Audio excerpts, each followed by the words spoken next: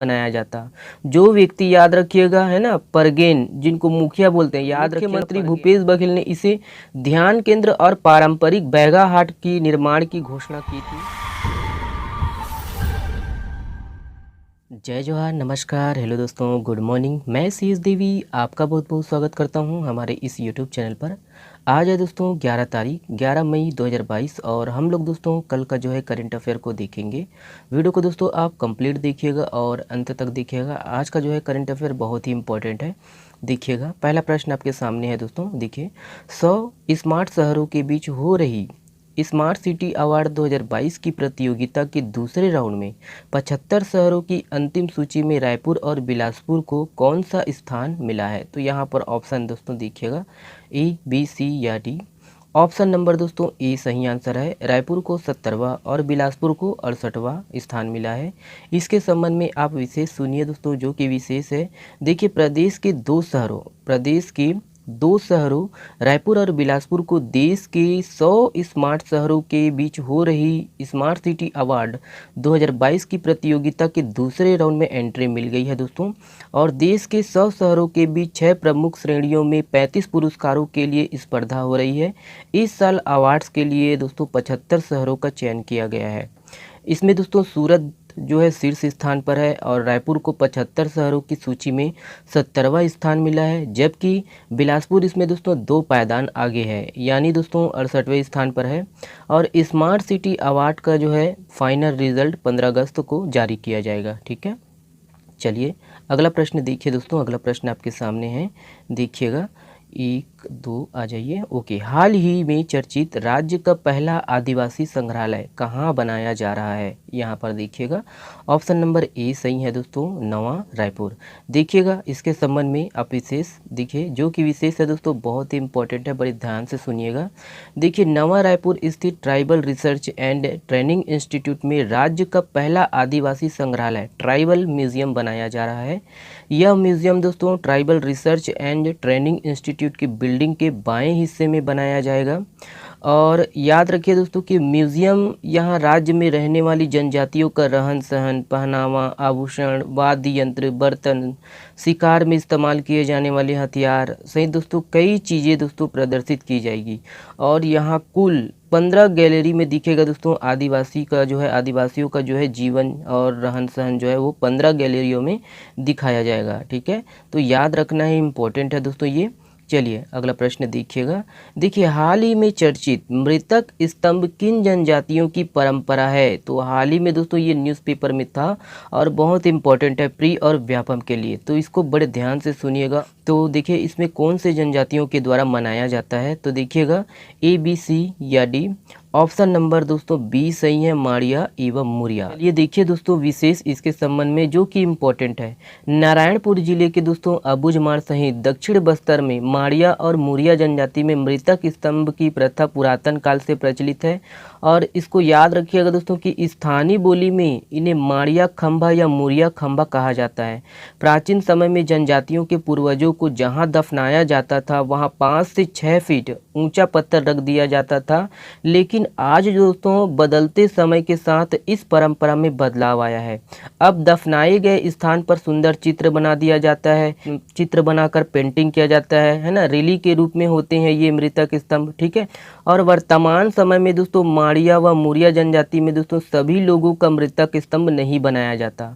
जो व्यक्ति याद रखिएगा है ना परगेन जिनको मुखिया बोलते हैं, याद रखिएगा परगेन है ना, परगेन या मुखिया होता है गांव का पुजारी, पटेल, सिरहा, गायता या शिकारी या फिर नृत्य कलाकार या फिर दोस्तों जो गांव के लिए अच्छा कार्य करता है, उन लोगों का ही दोस्तों मृतक स्तंभ बनाया जाता है। याद रखना है दोस्तों आपको। चलिए अगला प्रश्न देखिएगा, ये है मुख्यमंत्री भूपेश बघेल द्वारा नगरीय क्षेत्रों में वृक्षारोपण के लिए निम्नलिखित में से कौन सी पहल की शुरुआत की है?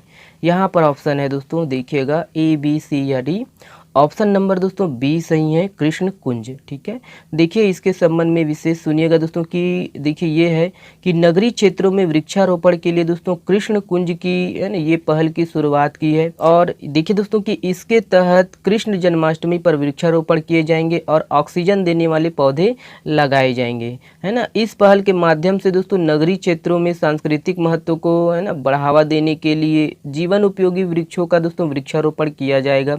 और इसके लिए वन विभाग द्वारा दोस्तों न्यूनतम 1 एकड़ भूमि का आवंटन करेगा, याद रखना है। और आगामी कृष्ण जन्माष्टमी के दिन दोस्तों पूरे राज्य में इस कृष्ण कुंज पहल के माध्यम से वृक्षों का रोपण किया जाएगा। ठीक है, चलिए अगला प्रश्न देखिएगा। अगला प्रश्न आपके सामने है दोस्तों, देखिए हाल ही में चर्चित राजमेरगढ़ की पहाड़ी किस जिले के अंतर्गत आता है। यहाँ पर इम्पोर्टेंट है दोस्तों, देखिएगा बिलासपुर है ना, या फिर बी है, या फिर सी है, या फिर डी है।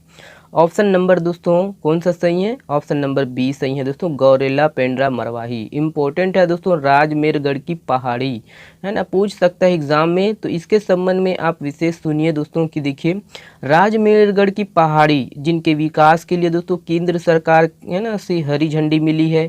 और यहाँ पर 2 करोड़ के इको फ्रेंडली कॉटेज बनाए जाएंगे। 2 सितंबर आपको याद होगा दोस्तों कि 2 सितंबर 2021 को राजमेरगढ़ के दौरे पर दोस्तों है ना मुख्यमंत्री भूपेश बघेल ने इसे ध्यान केंद्र और पारंपरिक बैगा हाट की निर्माण की घोषणा की थी। और देखिए दोस्तों कि राजमेरगढ़ की ऊंचाई दोस्तों इसके मामले में है ना ये अमरकंटक से 282 फीट अधिक ऊंचा है। देखिए अमरकंटक की जो ऊंचाई है दोस्तों 3438 है तथा राजमेरगढ़ की जो ऊंचाई है 3720 फीट है। ठीक है, याद रखना है।